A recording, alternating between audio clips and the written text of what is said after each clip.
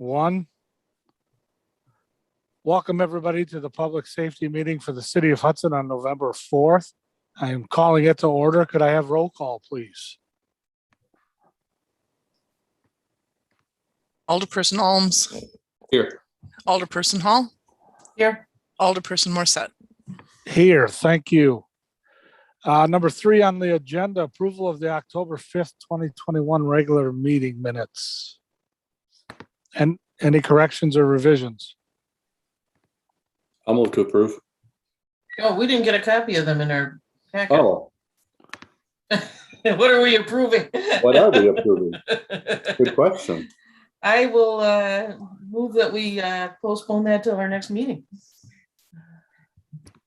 Is there a second on that? I'll second that. Yeah, I'll second. Okay, Bill seconds it. Any further discussion? Seeing none, Melanie, make sure we have that on the next one, obviously. Excuse me, all in favor? Aye. Aye. All opposed? Motion carries. We'll table it, approve it on our next meeting.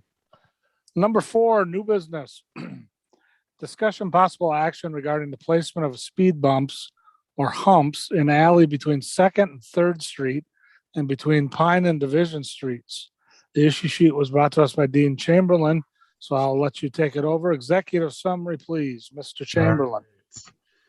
Good evening, committee. A resident, I believe she's actually connecting right now, Julie, came to us probably a month or so ago, and then also reconnected this past week as well in regards to speeding issues in the alley between 2nd and 3rd Streets and Pine and Division Streets. She's requesting speed bumps, 1 or more speed bumps in the alley to control the speeds of traffic through the alley. Staff, I guess, has some concerns with installation of speed bumps in alleys generally. First of all, the proliferation of speed bumps is maybe an issue, and I know that some people have thoughts about that, but also we're kind of curious if the issue will be resolved once kind of 2nd Street goes back to normal, as well as also the cost of getting the speed bumps out there, and also at this point in time of the year, public works staff wouldn't be installing the speed bumps until the spring, so because of snow removal, that kind of thing. So I told her that we bring it to this committee for discussion. I don't want to just say no. I wanted to make sure that we have the discussion here and get the feeling of the committee and potentially council if it moves forward to that. So that being said, any thoughts? All right, so I emailed her and asked her if she was going to be attending, and asked her, is this a long-term problem or a short-term problem? And she said that it's worse with the 2nd Street, but she said the construction has made it worse, but even after 2nd Street is finished, I guarantee it will still be an issue. I've been in my house since 1996, so I do know this has been a problem for quite a while. There are at least 15 kids who live on that block and frequently play in the alley. So I think that we need to do something. Are there some suggestions for controlling the traffic in that alley? Well, I see Julie is on. Maybe she would like to address the committee first before we dive into it any further. So Julie, if you want to unmute yourself.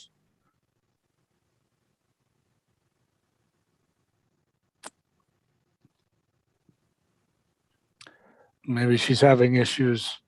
Is she able to unmute herself? Nate, can you unmute her? I just asked her to unmute. Here she Oh, comes. There. Oh, hi. Can you see?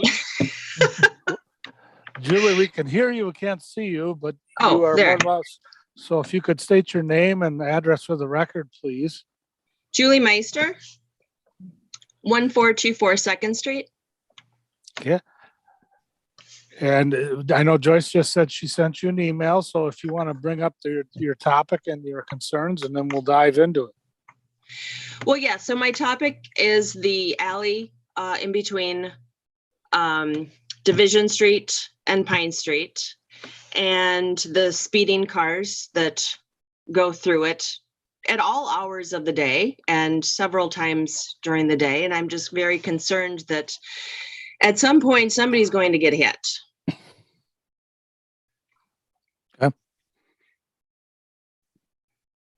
And Joyce, you were suggesting that what else could be done instead of the speed bumps, besides enforcement and signs, but signs won't do any good, as we all know. Right. And I'm really surprised there's that much traffic on that end. And the only reason why I'm saying that now, I'm born and raised in Hudson, grew up on First Street, so I'm very familiar with where you're talking. That's very little traffic over there, unless it's just because of the construction. It's because of the construction, but it also has been going on for a long time. I mean, I know you, Randy. I went to St. Pat's with you. So I've born and raised in Hudson, and I've lived here since 96. Yeah. So I'm very familiar with it. And also we have cameras that we just got about 3 years ago. And that's how I see the traffic all the time. And you said you've got about 15 school age There's about kids? 15 kids. Yeah. Yep. The house on the corner, the big white house, it's either 5 or 6 kids alone. And because they added on to their house, they lost all of their yard pretty much. So that's where the kids play, is in the alley and up and down the sidewalk. And honestly, I'm surprised that a kid has not gotten hit yet, because when the kids are on their bikes and everything going up the sidewalk, it's cars come flying out of that alley. And I can't believe that they haven't hit somebody yet. But I mean, yes, like I said, the construction has made it worse, but it's also just people come down here and they don't see the dead end sign, and then they pull down Pine Street, and then they get all mad that, they didn't realize it was a dead end, because I don't know if they don't see the sign or what. So then they go flying down either up Pine Street or else down the alley. So it has been a problem for many years now, and it's to the point where it's just ridiculous now. It's gotten worse because it worse. Because now I see it all. Well, but it's probably been exacerbated because of the construction and the detour zones. It has. Yeah. So Jeff, not to put you on the spot, what other suggestions besides what Dean was saying? Well, I wouldn't even know how to start with enforcement of that. I mean, how do you stop everyone pulling into the alley and see if they live down that way, or, Yeah. Where do you even sit? And is the concern just the amount of traffic, or is the concern that they're speeding through there, or It's the speed. It's the speed. I mean, if you're going slow, I don't have a problem with that. That's fine. That's fine. But it's the speed. I mean, I did send Joyce 4 videos of these cars. Randy, I sent 1. But I mean, the speed of these cars is ridiculous. Yeah. Yeah, Jeff, I think that it would probably be a good idea to just put the black box out there to start with and get a count on how many cars are going through there and at what speeds. Yeah, we can do that. One more question for you, Julie. Does that alleyway come out onto Pine Street then from Division, or? Yeah. Yep. Okay. Are there any signage in that alley, a speed limit or a caution, children playing? I put up a sign. I bought 2 signs, and I did post one in my yard right before the alley starts on Pine Street, but nobody sees it. And I have another sign, but I mean, I haven't put that anywhere yet, because that would have to be on somebody else's property, or else on, like a pole or something. So I haven't done that, but I do have another sign. But I mean, I shouldn't have to be buying these things. No, Right. no, we don't expect you to do that. I mean, if there's an issue and we can put up a safety sign or a caution sign, that might be something we can start with. I just, we have to heed the warning of the speed bumps from our engineers. Yeah, it would be an inconvenience. We take them out during the winter. Is the problem solved? No. Do we address the issue in the spring after the construction's done? God forbid somebody gets hurt or killed or Right.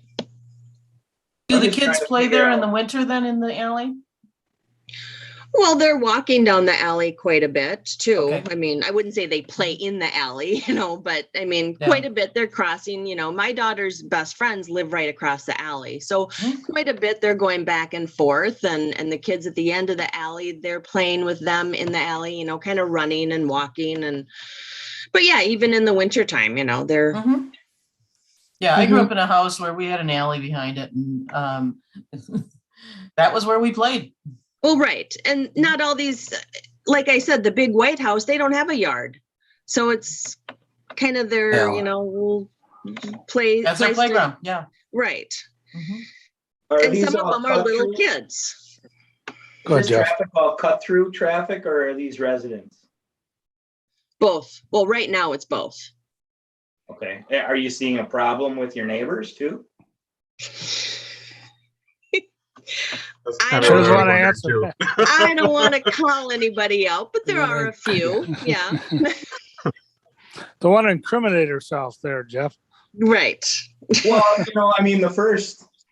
usually the first step of enforcement is we try to have the neighbors be neighborly, right? So Right. the first step of enforcement, if it's neighborhood people that are causing the concern, would be to reach out to them to say, Right. hey, is there a way that we can, talk to those in our households and just make sure that they realize this isn't, the Indy 500 through here. Honestly, there's only two of them in particular that I have seen that, their speeds are way faster than they should be. But other than that, it's just people passing through that don't know the area or whatever, and that's their way to get through. And you saw think- those issues prior to construction as well. Oh yeah. Yeah. This is nothing new.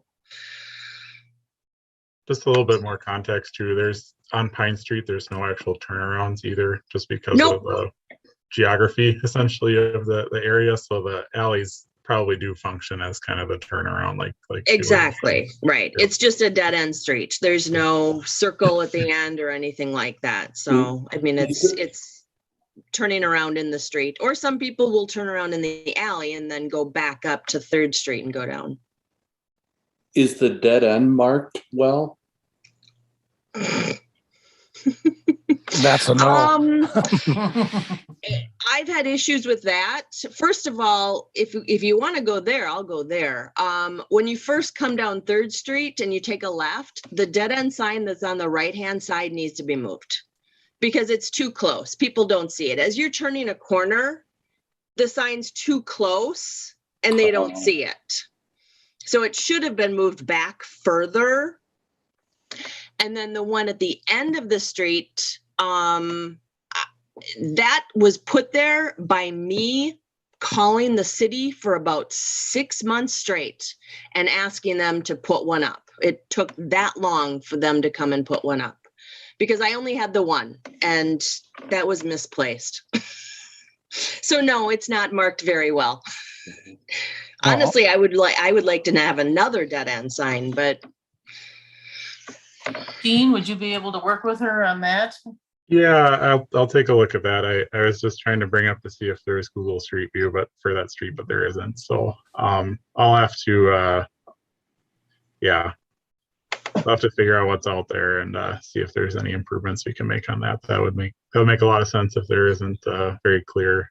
Not to say that everybody will follow the signs, even the signs are clear, but maybe it'll cut down a few of them. So then that Well, makes I sense for it.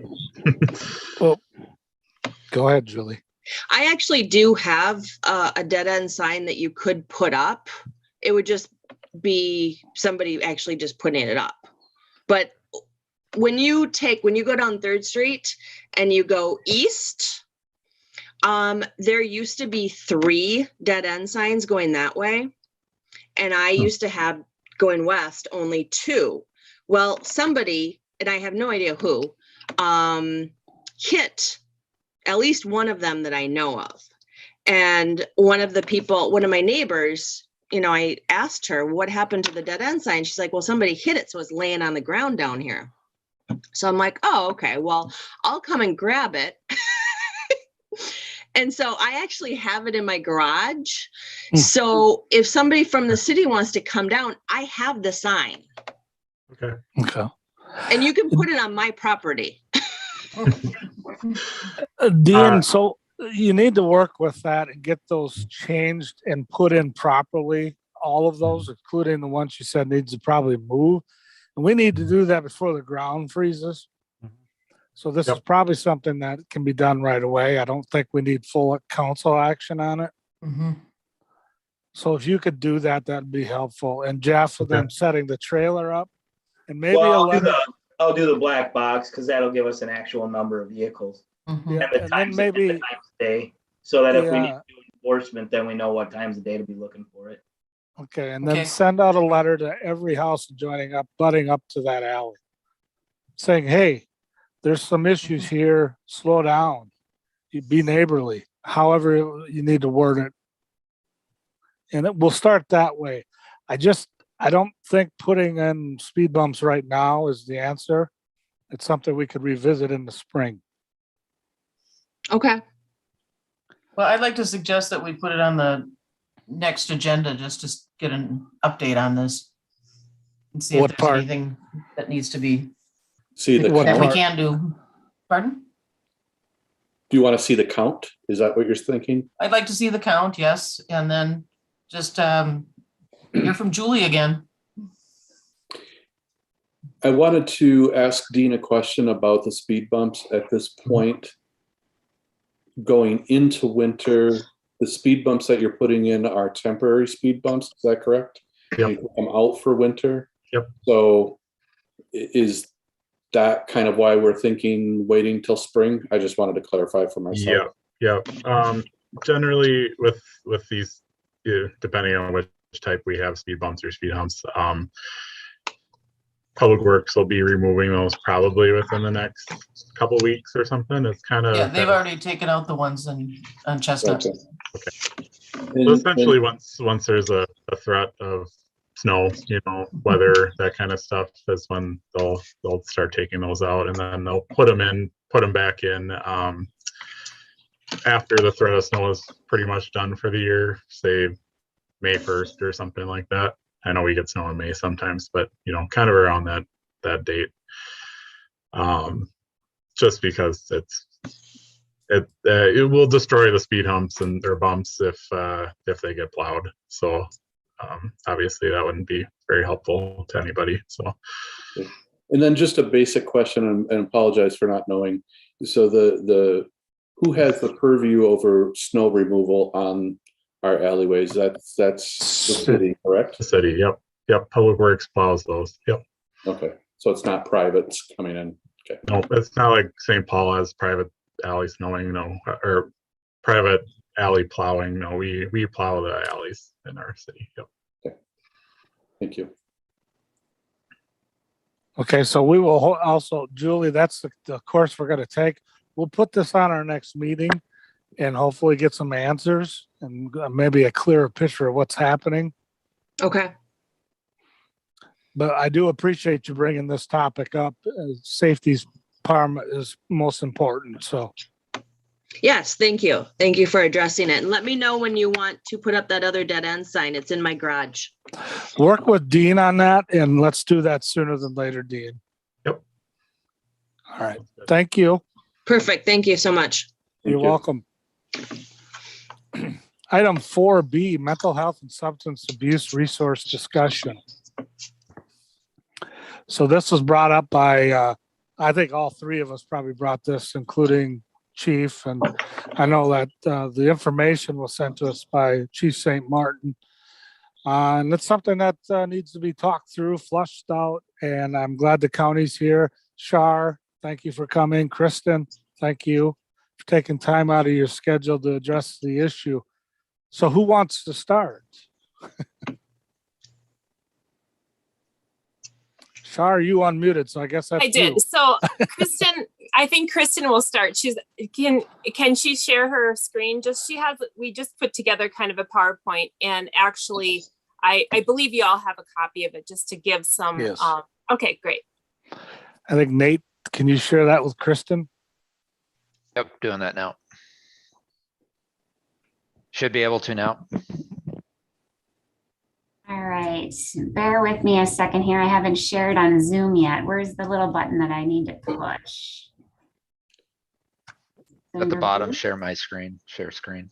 Oh, very simple. Got it.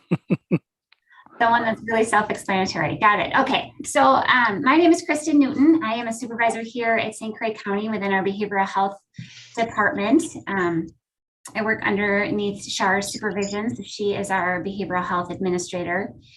And so I administratively supervise our crisis program along with adult protection and our behavioral health intake. But our programming is a little bit, I don't know, confusing to explain. So we tried to map it out a little bit here on this slideshow. So first off, just talking specifically about crisis programming within St. Croix County. So we contract with Northwest Connections to provide 24 hours a day, 7 days a week behavioral health crisis response. That's available to anyone who's within our county jurisdiction who is experiencing some type of behavioral health, mental health or substance abuse, likewise crisis. So accessing Northwest Connections is funneled through our dispatch, through our emergency communications, and they, like I said, they respond 24/7. What happens is that when those calls come into Northwest Connections, they have what's called a call center, and they're housed, they have a few call centers now. They have one in Green Bay, one in Menominee, and one, I think, in Appleton at this point. They just opened a new one.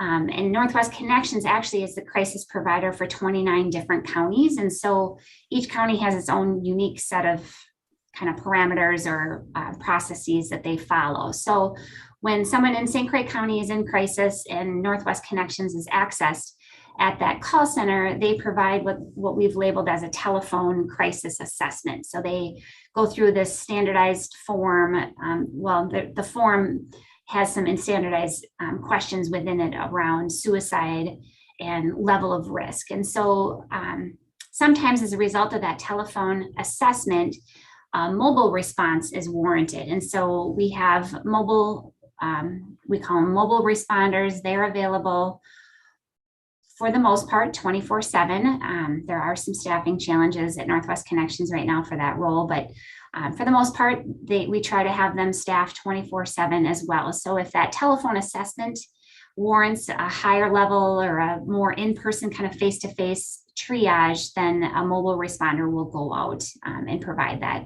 in-person assessment. But an assessment does not need to occur with that mobile responder. It can actually occur through the telephone as well.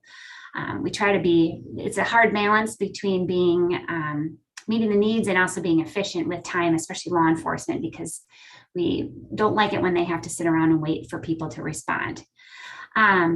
So that assessment assesses the level of risk of that consumer in the community.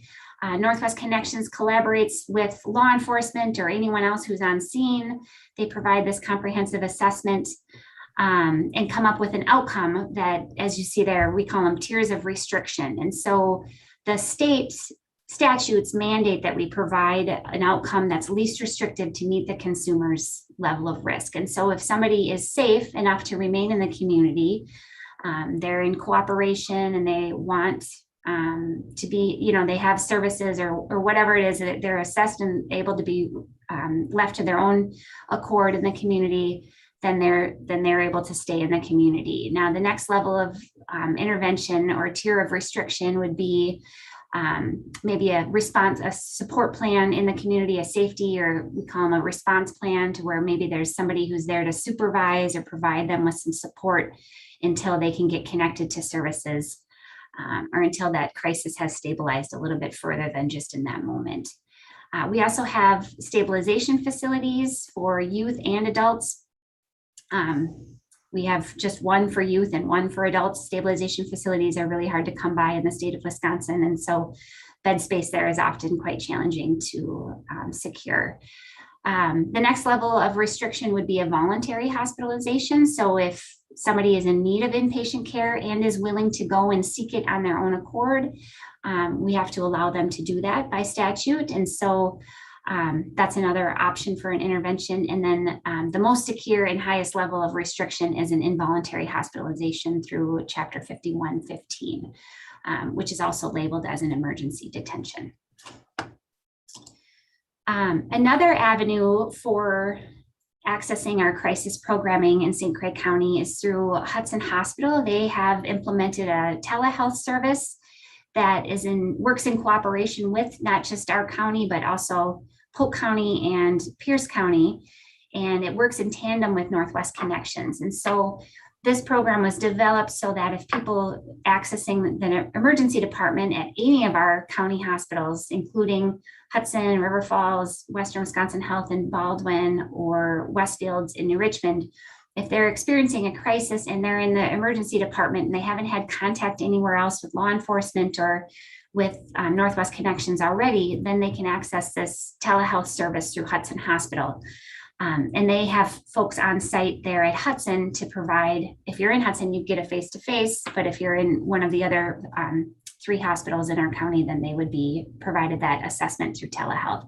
Same tiers of restrictions, same outcomes, same collaboration. They funnel their paperwork through Northwest Connections. They call Northwest Connections to see if there's any type of crisis plan or anything on file. We always want to make sure we are providing the best continuity of care and collaboration of care around this individual's crisis event.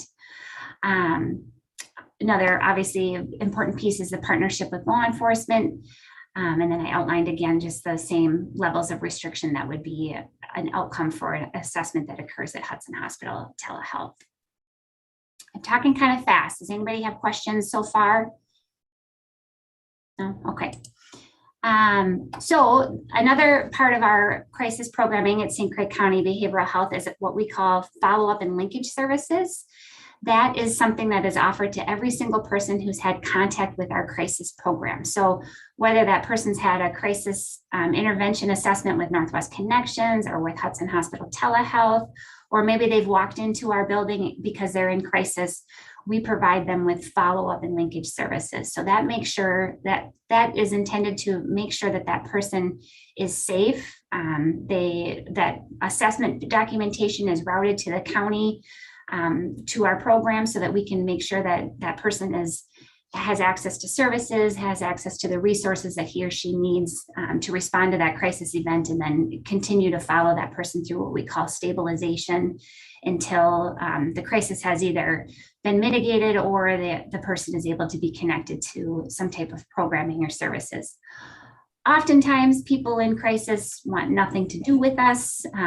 We get a lot of, buzz offs when we call them to follow up, but we do provide that follow up and try to make sure that that person at least is safe. And if they're telling us to buzz off and we still have concerns, then we take it to another level and involve law enforcement. But for the most part, everybody gets some type of follow up programming on some level.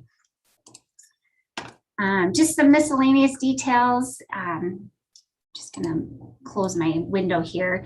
Hudson Hospital Telehealth is only available during specific times and days of the week.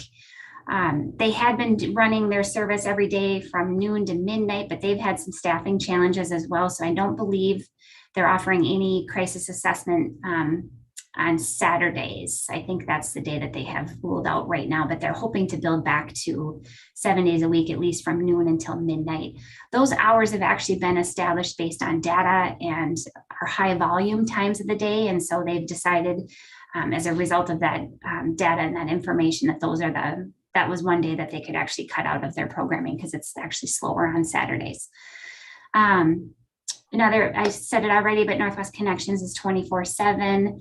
All of the paperwork between Northwest Connections and Hudson Hospital Telehealth is shared in a private confidential portal that we have access to at the county, so that we're able to see that paperwork the very next business day and ensure that we're kind of taking the baton from the crisis event to the follow-up service there after the crisis has been resolved. The other thing is that I touched on it a little bit too, is that mobile response is not always needed or necessary. And that's usually, it's always triaged through the telephone crisis worker and in conjunction with law enforcement. Sometimes law enforcement just asks for it and they go. So that's what the intention of that is. And Northwest Connections has a clinical consult person available as a supervisor during the day, just so that they can help be a support and determine if, yeah, no, you need to send mobile, or maybe this isn't something that we should be managing. We should definitely call law enforcement, you know, so that we can get them on board and that sort of thing. And sometimes, you know, those decisions around outcomes aren't always agreed upon. And so that clinical consult person is someone who's really helpful to pull in if there is a decision that's been made that isn't in agreement with the other parties that are involved. And then just another piece of information that's helpful is that when things pop up and you have concerns, to make sure that you let me know as soon as possible after a crisis incident occurs, just so that I'm available to help try to figure out, you know, what went wrong and what we can do better to provide the service in the future. Another slide here, just moving along, is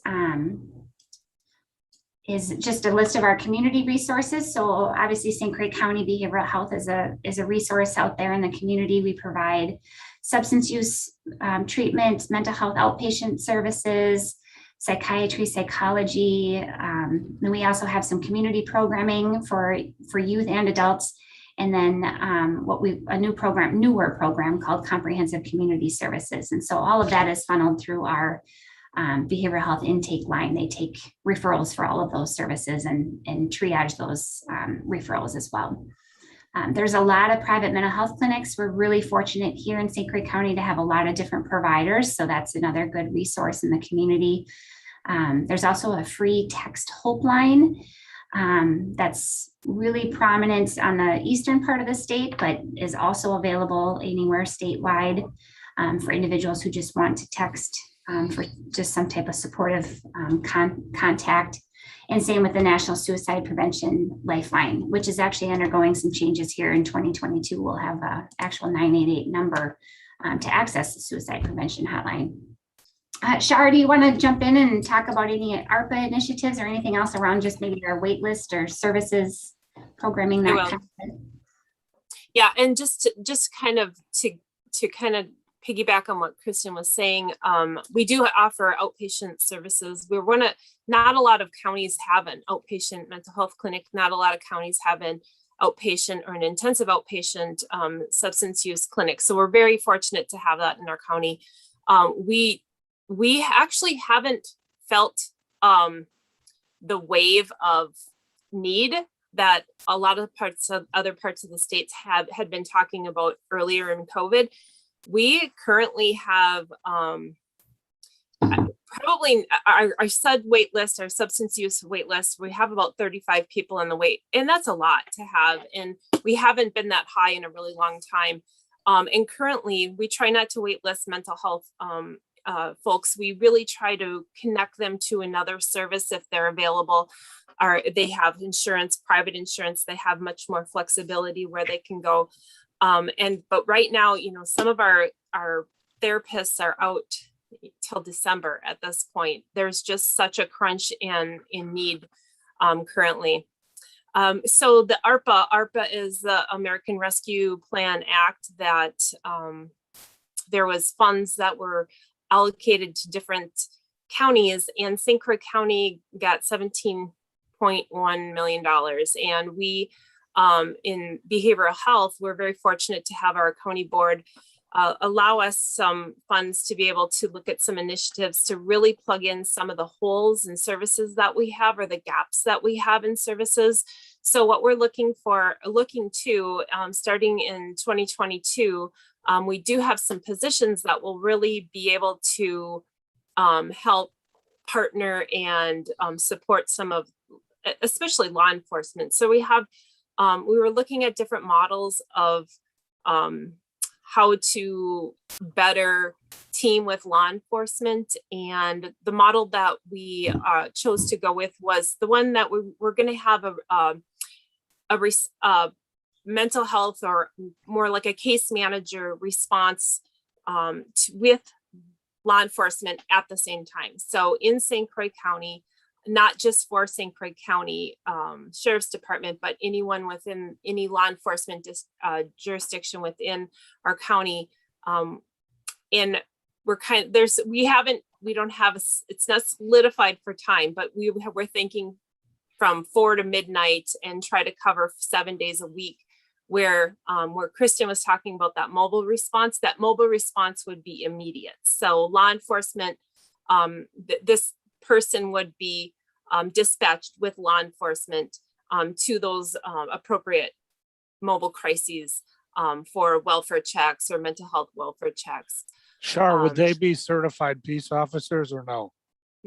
No, they'll be in the mental health world. So they would Okay. really be working under Kristen's world for crisis. So they would, so the Department of Health and Human Services has the world that Kristen works is in DHS 34. So that dictates all of the crisis work we do. And so they would work under the crisis work. Thank you. Yep. And there are models where law enforcement actually hire the social workers and they work with them. And this is just a little bit cleaner in that we're making sure that we're following all of the guise of the administrative rules. So it just Sure. makes it a little bit cleaner. And we'll still have all those things that Kristen talked about. We're still going to have all of, Northwest Connections and Hudson Hospital will also be providing those things, but this will just be during those periods of time and, really trying to cut down the time that law enforcement is waiting, but also that the consumer is waiting for resolve for their crises. Now, on your slide, under crisis response specialist, you say law enforcement partnership. Yep. Is that what you mean by that they get paged out or dispatched out? Yep. And then, okay. Yep. And then law enforcement would have the opportunity to, once the scene is safe, or they deem that, they're no longer needed, they would be able to leave the scene and then leave the mental health worker to work with the family or the person in crises and create, a community response plan. Okay. In general, or help coordinate a voluntary placement. If there needed to be an emergency detention, then we would have law enforcement stay on scene. As long as you brought emergency detention up, I happen to sit on the CJCC. And the constant issue we always are coming up with is that we don't have a detention facility for these people that are in crisis mode. And you've heard the stories of going 5 hours to the other side of the state with 2 officers and, that whole issue. Will any of these positions that you're looking be able to facilitate some of that or not? Well, they won't be able to facilitate it, but we'll be able to plug in some services that we don't currently have. And, it is most of the calls are resolved with a community crisis plan, or they go home on their own, or they do a voluntary placement. The majority aren't, but when there are emergency detentions, absolutely there is. Undoubtedly. I mean, sometimes it's Amory, but not as much as we would like it. Right. Yeah. I know Eau Claire was opening up some beds as well. Yeah, there's still a plan, but we don't have that yet. It's money. The real need is that effective community response. And so ideally, embedding additional programming in the intervention phase will help us from needing to go to a facility like Winnebago. Like Char said, the majority are resolved and folks do remain in the community, and there still will be a number of folks who do need to go somewhere, and those beds are scarce. But the real goal and the real hope for our programming is to keep people in their homes and get them the help that they need in the community, because that's obviously best case scenario for a number of reasons. Absolutely. Yeah. And another good thing, if I can interrupt or interject, I guess, with the crisis response specialist would be just another level of de-escalation along with law enforcement that would help.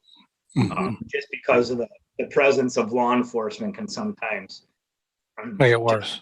just escalate the situation just because of Right. it.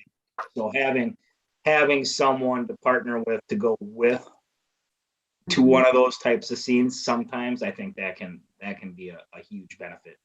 Just to calm everything down, right? And then let the process kind of work its way out.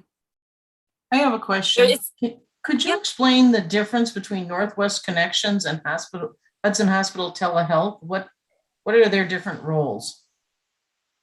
Yeah, so Northwest Connections, you know, they're kind of what we've had in place for crisis programming since about 2006. So they have grown and built into this service that provides crisis intervention for 29 different counties. And so they have a telephone call bank, they do the telephone assessment, and then they staff a mobile team that is dispatched throughout the county as needed as well. Hudson Hospital Telehealth is a newer program that kind of models what Northwest Connections has, but it's more of a hospital-based service. So it's only available to those folks who present in the emergency department in one of our acute hospitals in our county who are in crisis during certain hours and days of the week. But they do provide that same assessment that you would get at Northwest Connections. It's just that if you're at Hudson Hospital, say at 1 o'clock in the afternoon, you're going to get that assessment from Hudson Hospital versus calling Northwest Connections, and you're routed to a different county for the telephone service, and then they call a mobile worker out from inside the county. And it's just a different approach, a different service. We're lucky in our area to have both options. But it does make it a little bit confusing. Like you said, it's like, when do you utilize this versus that? And so that's why we're trying to be here to help explain some of that. So then each county has their own mobile unit? Yes. Yeah, but they're. And who staffs that? Then the county staffs it? Great question. Northwest Connections actually staffs that mobile response. We, as a county, provide the daytime business hours mobile response just because we're already working, so it makes sense. But Northwest Connections employs, for every other county, they employ the mobile workers after business hours, especially. Some counties do it 24 hours a day for mobile, but Northwest Connections hires and employs them, provides the clinical oversight and that sort of thing of their program. Thank you. Good question. Yep. I had a question about some of the ARPA initiatives, the pending positions and initiatives, and I'm sorry if I missed it. What kind of timing are you looking at adding these positions?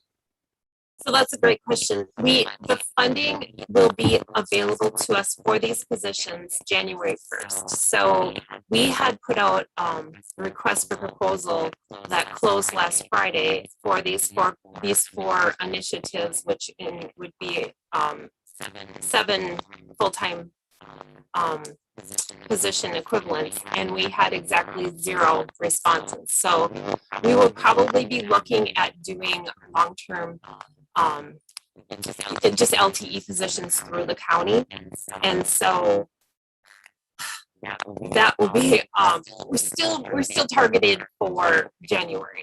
We're looking at, and we might be rolling them out, maybe not all 4 at the same time if they have to be LTEs, but making sure that crisis response specialists, that is actually one of our priorities, as well as the peer recovery supports, because those are ones that those are people who with lived experience that we can connect those who are in crises or those who are going through treatment for substance use or mental health. We can connect those individuals with a peer support, and they're evidence-based. They go through training, and it's actually an evidence-based intervention that is deemed very effective to assist people in their recovery journeys. Then we also have 2 other case managers that we're going to be hiring, and really with looking at trying to help them connect people in the community to resources, not just with St. Croix County, but to whatever resources they need. This is an area we find that there is maybe a lack or a disjointed effort. So just for example, Grace Place, they do have two social workers that work there, and they work very, very hard. This community case manager can come in and help coordinate some of those things and things that are beyond maybe what their scope is, and really getting them connected with whether it's the county or with, economic support or whatever. Also looking at having them be maybe a connection to those coming out of the jails. The jail does now have a worker who assists in some release planning. We just don't do a really good job from the jail door to, from the parking lot on. And so this person could help coordinate some of those services where we don't, it doesn't fall nicely into one of the county's roles currently. And then that last one, the early intervention specialist, really is going to focus on some of the services at the government center, because we're all located in New Richmond. There's a big disconnect between when somebody's going through court and maybe wants to get connected to services.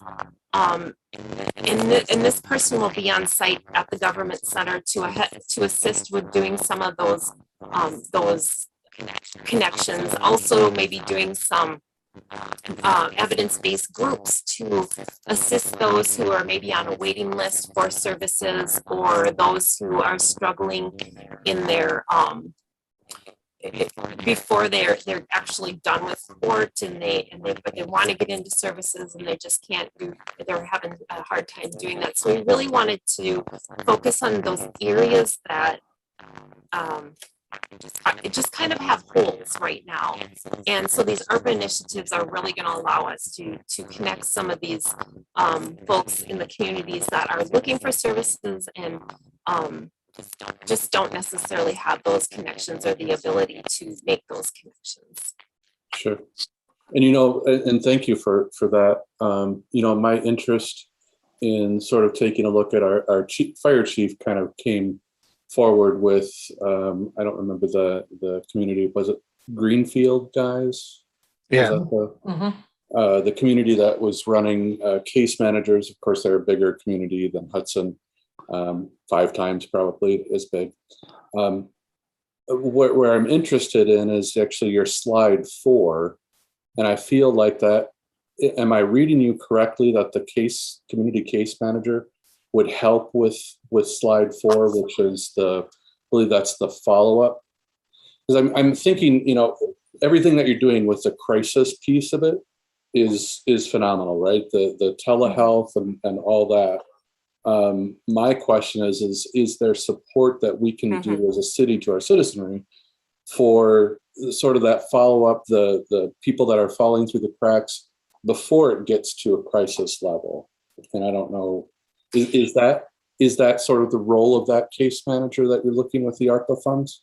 Yeah, and actually that's a really good way of putting it. It would be, having someone available for churches or schools or those who don't necessarily have that connection, where they could reach out and go, hey, we have, looking to, how do we get somebody connected to? Do you have somebody who can come in and talk to this family about? And all of those different things. So the beauty of this is that it's not connected. The administrative rules that Department of Health and Human Services have are very prescriptive. Like, we have to do X, Y, and Z. And this takes away all of those barriers and gives us the opportunity to be able to connect in different ways and get people connected with services, and not just only at the county, but within, like Kristen said, we are so rich in services within St. Croix County. Wow. Is there something that you would see from a county level that would be interesting to talk about from a city end in helping with that at all? Actually, when we were invited, I was thinking, you are the biggest entity we have within the county, and we probably should have a better conversation about, because you have most of the population within the city. And I had read the notes that you had about, was it looking at a crisis law enforcement or something like that? And it made me think that we haven't necessarily had the conversations with all the people we probably need to have them with. As we move forward in creating the positions and what they might look like, I am imagining that, and you probably most of the crises come out of Hudson, just because you have most of the people. So, Right. yeah. Well, you say that ARPA funds are funding this now, Shar, but that's a one-time deal. So is the county board or administration willing to budget this in the future? So one of my jobs is to assure that we have some good measurable outcomes. So we can demonstrate that what we're doing is making a difference, and that perhaps this might be something we should do versus maybe what we're doing, or in addition to what we're doing. So the ARPA funds, one of the reasons that we're giving the ARPA funds is that we should be addressing what COVID created, and there should be a distinction, the extinction, so that it should be going away. This might change the way we do things, and we might start, and we've talked about doing a pilot instead of just jumping in with both feet, just doing a pilot and stopping and making sure that we're doing it right. And looking at some of the outcomes we have. So there's a lot of work going into. The other piece of the ARPA funds is they're requiring that everything we do is evidence-based. So we have to assure that what we're doing is done and replicated over and over again and done in the proper way, so we can show that what we've done has an impact in the end. Well, I think you certainly would get a partnership out of us. Now, I'm not speaking for everybody, but in my opinion, it's something that we need to partner with. And I would also encourage you to follow up with CJCC on these very things. I know your administrator is on the board as well. Yeah. So that's a big part of this. And Jeff, jump in on this, and maybe Shar or Kristen, you can answer it as well. In the last 2, 3, 4 years, how many times have we needed a crisis intervention? We have about 1,000 crisis contacts every year on average throughout the county. I don't know about Hudson specifically, but on average, it's about 1,000 a year. 1,000, and we don't. And you've dispatched people to that, all those? Not all of those, but telephone has always been involved with all 1,000. Yeah. Is that a large number in your field? It's, pretty comparable to other counties based on, size and population. But I mean, I'd like to say it's too high. It would be better if we had. Of course. But geographically, is it more on this end of the county because of Hudson's size? Yes. Yeah, I would say so. You as well, Shar. It seems like it's primarily, predominantly Hudson residents. Yeah. Or they're in Hudson because they're passing through and it's close to Minnesota and the interstate. And there's a lot of calls like that so-and-so just got off the freeway and they're in crisis. So. Right. Okay. And that's what I was going to speak to is what percentage of those, and I know you don't have the answer, right? But what percentage of those, because from our perspective, it seems really high, are not even St. Croix County residents. Right. That we're dealing with. I agree. Well, yeah. There's a measurable amount who are not, just transients coming off the highway that are having a mental break. Where do you go? I know that our officers are dropping them off at certain establishments in town, and it's not working. These people are in crisis. Right. But there's different levels of prices too, so it's not like we can. Right. I get it. We can't get Northwest Connections necessarily involved in everything that we deal with because it doesn't meet those criteria. Right. So the numbers probably higher. strategize and try something. And if it doesn't work and we're dealing with them again, then we go to the next step. But I mean, it was just, and it happens on both sides, right? I mean, it was just Tuesday that Washington County dropped someone off downtown, and, 45 minutes later, we're giving them a courtesy ride to their house in Somerset just because they were just, and I'm not calling anybody out, but sometimes you just trying to get them toward the direction that they're going, and you're not really solving any problems, right? So there's some work to be done on all sides of it, because we're not necessarily giving the best possible services, and law enforcement included, to people, because coming from St. Paul, I'm on my way to Madison. Well, let me help you get you to Madison. Right. So it's tough. It's a tough situation, but it's a big part. And I know I've said this before, and Hudson's not the only one. St. Croix County experiences a lot of this now, especially with their growth. But this population of Hudson, the census came out at 14,755, but the service population is over 85,000 people. So, right, because people are coming from all over the place. Wow. So it's one of those things that we enjoy, being a border county and a fast growing county, and it's just something that we're gonna have to deal with. So I appreciate St. Croix County kind of taking a lead on some of this stuff and looking for a better way forward, because it's needed. This is a big step forward with talking with you guys and having this information, and we want to work with you. And I'm glad you had said that, because when we were invited, like I said, we were invited, I thought, I think I missed the boat. I think we needed to make sure we had a conversation with all of you. So yes, definitely. And the CJCC, we've been, so many of the ideas have been kind of born within the needs that come up from the different areas. So hoping that, and this funding will go through, I didn't say that, so it goes through 2024.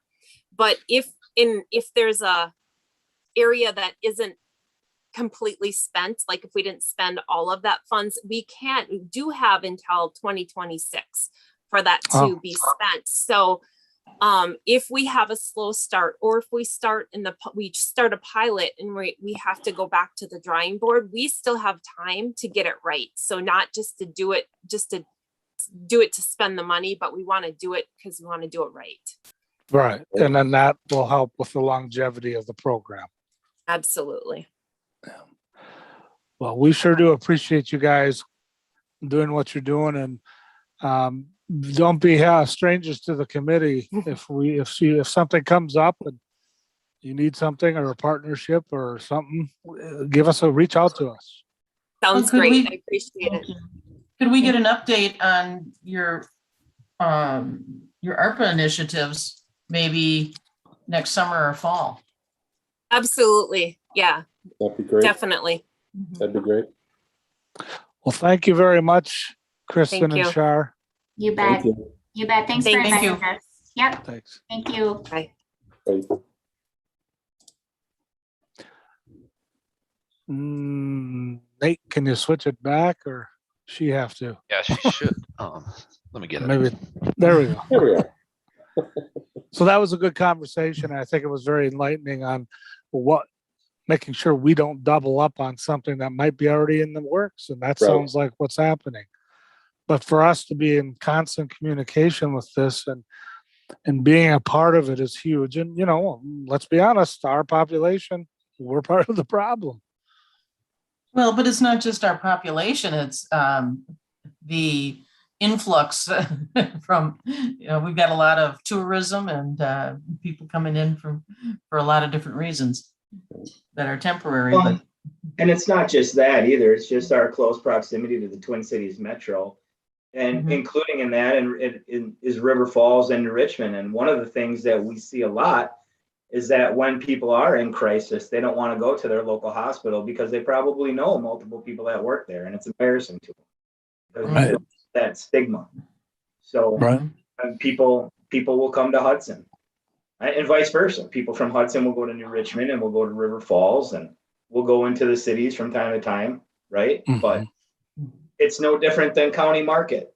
I mean, you can drive through, or Walmart, you can drive through the parking lot, and those people aren't all from Lakeland. You know, they've driven past 5 Walmarts to come to the one in Hudson for whatever reason. And it's just, it's the nature of people.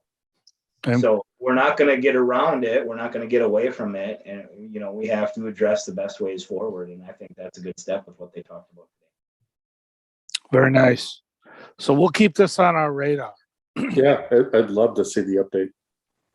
Yeah. Do you guys, I like to make notes on my calendar so that when I'm putting issue sheets together for these things, I don't forget something. Are you thinking about a certain month that I can reach back out to them for an update?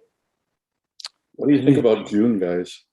I'm thinking that if you reach out to them in June and ask them if they'd like to, you know, when would be a good time for them to give an update, or, you know, do they have enough data in June? Early summer, Mhm. May, June. Okay. And that's the thing. We got to give them time to collect their data. Great. And it sounds like they're starting from scratch a little bit too. They put an RFP out there and got No 0 responses. So it'll take them a little time, but Be a tough Maybe job after- for someone to sign up for.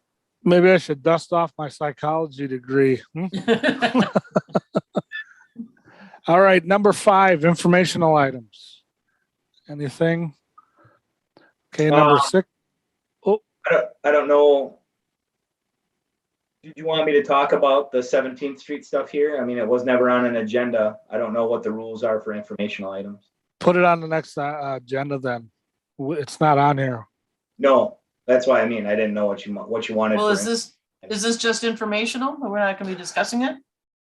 Yeah, I don't think it needs to go on an agenda necessarily at any point, but I can talk about the findings and what our plans are if that's appropriate. Mhm. I don't know if it's appropriate because it's not, well, it's information. Let's try it. It wouldn't be the first time I got sued, I guess. So Hey, we've all been served.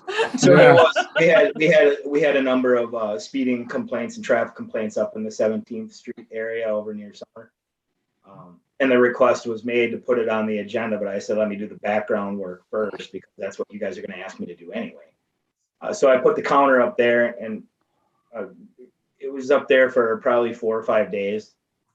Close to 6,000 vehicles. Wow. Up there, maybe a little bit more. 80% were traveling above the posted speed limit. That's what we do. So I've directed my staff to make that a priority, an educational priority up there. So I will revisit that probably in the next month or two, depending on weather, right? Because I mean, weather generally slows people down anyway. So we'll keep an eye on it, and I will keep an eye on the enforcement and educational activities up there and kind of keep you posted. But yeah, Do you feel you need to put it on an agenda specifically? I don't think so. If something happens where I don't know what else to do, you know, then What's maybe the average speed? come back to an agenda. The average speed was 29 miles an hour. Okay. Yeah, that's bad. Yeah, when you get to the average speed, that's even, you know, at or a little bit above. That means half the people are going over the speed limit, right? So when you're pushing the 4 or 5 mile an hour over the speed limit the way it is with the average, that means that probably half are going 5 to 10 miles an hour above that. So it's an issue, and we're on top of it and we're addressing it. good. Thanks, Jeff. Yep. All right, number 6, EMS. Bridget, you are up for John. Hello. Just a few updates for us. Just to let you guys know, from our Minnesota side, we did move out of Lakeview Hospital to our new temporary base location in Oak Park Heights. It has gone really well. We're settled in there, and that includes John's office and my office. So we're entirely based out of there. It's been a great point for access quickly onto Highway 36. So we can get out on the road to calls faster and move trucks around to bases as needed for posted coverage and that sort of thing. So I think we announced in previous meetings that we've added this ambulance from 3 p.m. to 11 p.m. 7 days a week to kind of help with increasing call volumes that we've seen. We have just completed the last position hiring for that ambulance. So we're staffing it as able, which right now is probably 80 to 90%. It's staffed. The last two medics that we hired are just finishing their FTO process. So once they are finished with that, we'll be staffing at 100%. So anticipate that coming up within the next 2 to 3 weeks. Can I ask a question about that, Bridget? Is Yeah. that like a power truck for your entire fleet, or is that for Hudson? That is a power truck for our entire fleet, pretty much. So it will float wherever the call volume is busiest. So it spends time in Hudson, spends time in Stillwater. Typically, we don't need it on our western side just because it's a smaller part of our service area. But it does kind of bounce back and forth, kind of across the river, fair amount as needed.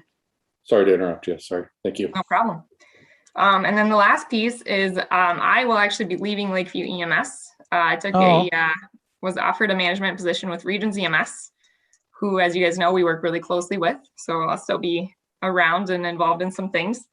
But we have selected a new operations supervisor. His name's Matt Canifax, and he is a current Lakeview paramedic. He's been with Lakeview EMS for just over 20 years. So very experienced. He's been very dedicated to the department. He's helped me out a ton with everything, as well as John in the last several years. And he'll be taking over here in the next 3 weeks as we're going to kind of work together as we transition through that change. So you'll probably see his face around here coming up. Well, Sorry to hear congratulations. that. Yeah. Thank you. It's very We'll miss you. bittersweet. Yes, I'll miss all you guys. I've been with Lakeview for 12 years now, and it's been just a really great experience, and it's kind of sad to leave, but it was a pretty great opportunity. So, Well, good luck and say hi to Ben. thank you very much. Yeah. Fire department update, Scott St. Martin. Yeah, thank you. As you know, it's October's a lot of fire prevention week. We've been super busy. I want to thank Karen Kern for setting up all the fire prevention stuff at the schools and visits. Really, it's been a whole month of busy in October. Last year, we really didn't do it. So this year, she had a lot of catching up. And all the volunteers, we typically send at least 3 people out. So we have a bunch of our firefighters going out too. So thank them for making it possible. And it's good to get back into the community. Also remember, this time of year, check your batteries, change your batteries, but also smoke detectors and carbon monoxide detectors are typically good for 10 years. So if you don't know the date, look on the back of it. And if it is older than 10 years, you should probably replace it. So kind of a little thing for fire prevention. And carbon monoxide detectors, like I said, also. I've been pretty busy. It slowed down a little bit the last month, but that's it. And continue training. And that's kind of what's happening here. Any questions? Thanks, Scott. Yeah, police department updates. Jeff. So we hired Tyler Hiller, started on the 1st of November. Now he is the hire that will essentially replace the officer that is going to become the community engagement officer. So once we get him up and going, then we had 2 people leave, so we need to get them replaced. But James Wildman was selected as the community engagement officer. So he's going to be, once we get, probably in the next 3 months, once we get Tyler Hiller up and running out of FTO, we're going to start transitioning James over to those duties. So we are doing the backgrounds on the other 2 replacements right now. So we're hoping that probably late December, we get them on board, probably. So we can start working back toward full staffing.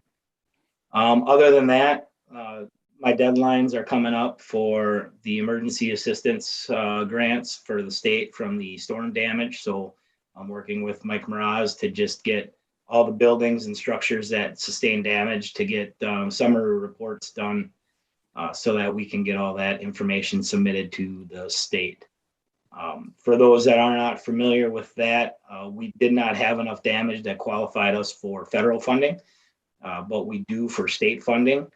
And it's a criteria based on a certain dollar amount per number of people you have per capita. And we're way over that threshold. But the reimbursement from the state is 70%. So the city's still going to be responsible for 30% of the cost, but 70% is better than nothing. So All right. we're getting that done. I think the first deadline, I've already got all the stuff submitted for that. And then the next deadline for the worksheet and the toolkit is mid-December. So we'll make sure that we get all that stuff submitted, but it's a lot of data to be plugging into their little tool sheet. So, but that's really it. That's all we've got going on. Other than, speed issues all over the city. Any other questions for Jeff? Okay. If not, number 7, communications and items for future agendas. Communications, I will tell you that we had the meeting with Alina. Bridget was there as well, and John. And we got some hard numbers finally. They've probably changed, right, Bridget, already? And so I will send that to Melanie so you guys can see the numbers. Aaron has been, I sent it to Aaron as well. So they're coming up with hopefully a plan on presenting the money. That was the big thing, was nailing down the funding for the CAD to CAD operation. Both Alina, and correct me if I'm wrong, Bridget, Alina, Lakeview County, and I'm assuming us, all see the benefits outweighing everything with doing the CAD to CAD. And the biggest question was the county, and they're on board. Is that right? It's fair to say? Yep, absolutely. So there is the one-time fee and then the maintenance fee, which will, the identities will have to work into their budgets as we move forward. So it sounds like we can get this done. There'll be an upfront cost. I think all in said about 120,000 total. Is that fair to say, Bridget? Yeah, that sounds about right. I know I said a little lower, Bill, but I forgot a couple other items in there. There's a few other like one-time things, but it certainly qualifies for our ARPA funds. So that's a good thing too as well. Can I ask a question about that, or maybe I can't in this? Sure, try. I'm just curious what the process will be then. Does that come to this committee first before presentation to the council? Should we be putting funds towards it?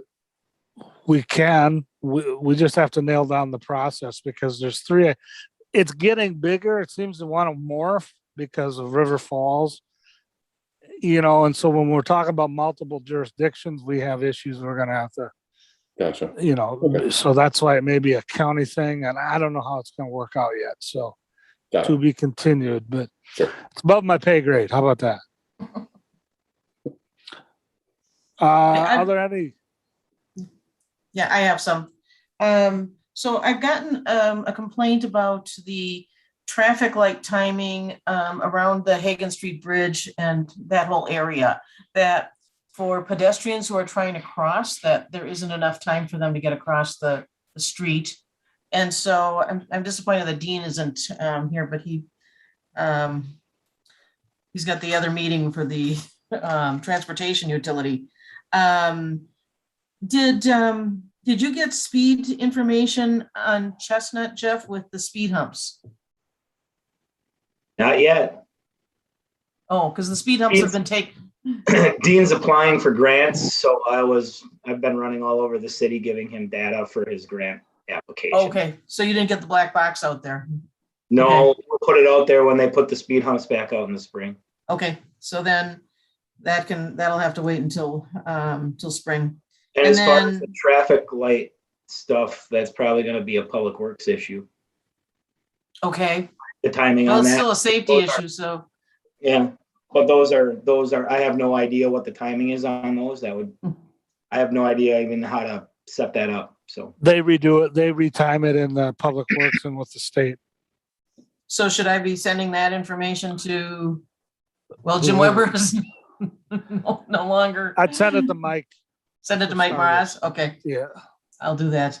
And then I got email about the 9th Street traffic calming. I want to make sure that we keep that on our radar. I know it's too late to do anything about it this fall with snow coming, but want to make sure that next spring we're right on it. And then I got the email, so all of us got the email from Dan Brook about concerns about the traffic up there in the pedestrian safety. So can we put That's that been on? addressed, Joyce, so It has? you can, yes. Okay. All right. Then that covers what I've got. Bill? I have nothing. All right. Move to adjourn. Second. All in favor? Aye. Aye. All opposed? Thank you, everybody.